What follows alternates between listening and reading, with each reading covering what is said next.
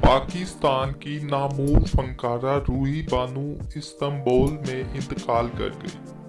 وہ کافی عرصہ سے علیل تھی اور 10 روز سے وینٹیلیٹر پر تھی۔ روحی بانو کا شمار اعلیٰ تعلیم یافتہ فنکاروں میں ہوتا تھا۔ انہوں نے گورنمنٹ کالج لاہور سے سائیکالوجی میں ماسٹر کیا ہوا تھا۔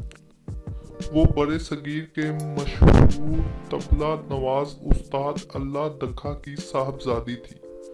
انہیں ٹی ٹی وی لاہور مرکز کے پروڈیوسر یاور حیات نے اپنے ایک کھیل کے ذریعے متعارف کرایا تھا، جس کے بعد انہوں نے کئی ڈراموں میں یادگار کردار ادا کیے، جن میں لانگ پلے، کانچ کا پل، قلعہ کہانی، زرد گلاب، حیرت کتا اور کرن کہانی شامل ہے۔ روحی بانو نے اپنی زندگی کے آخری ایام قزم پرسی میں گزارے۔